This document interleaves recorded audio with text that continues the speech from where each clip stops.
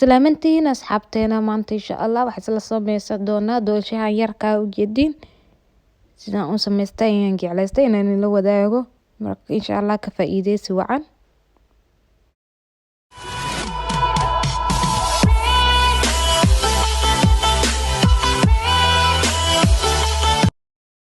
Waxaan u baahanahay 4 xabo oo ukun weelkaas ayaan kusoo jabsaday ukunta waa kaasa kadib waxaan ku shubaa qaandadaas iyo haafkeeda oo sonkor intaas ayaan isku soo garaacaa oo isku soo qasaa marka horeeto.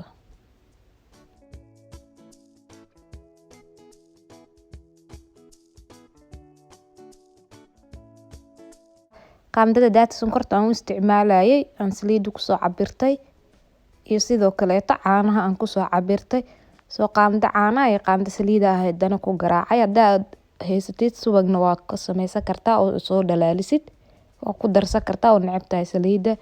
Marka halkaan waxaan ku soo shubtay 2 koob oo bur iyo faxisadii iyo carfiso oo hal qaanda oo isku soo shaqshaqday waaye hal mar ku wada daray. Marka sidoo kale taasna waa soo garaaca oo birtaas ayaan ku soo shiidaa ilaa oo sidii doolsho markii la sameeyo camal ay noo noqdo oo ujeedin. Weelka hore ayaan u soo diyaarsaday oo wax subag ayaan soo marmarsaday suusa kaaga dhiginin. Hadda warqad isticmaali kartidna waa sameysan kartaa. Laakiin aniga subag ayaan soo marmarsaday.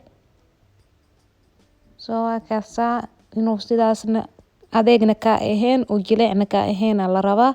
Marka dabka ayaan u deynaynaa ilaa iyo dabka waxaan ku hayay 35 daqiiqo ilaa 40 daqiiqo ayaa ku heynaysaa. Dabkan waa inuu ku gaaban yahay 180 ku joogo.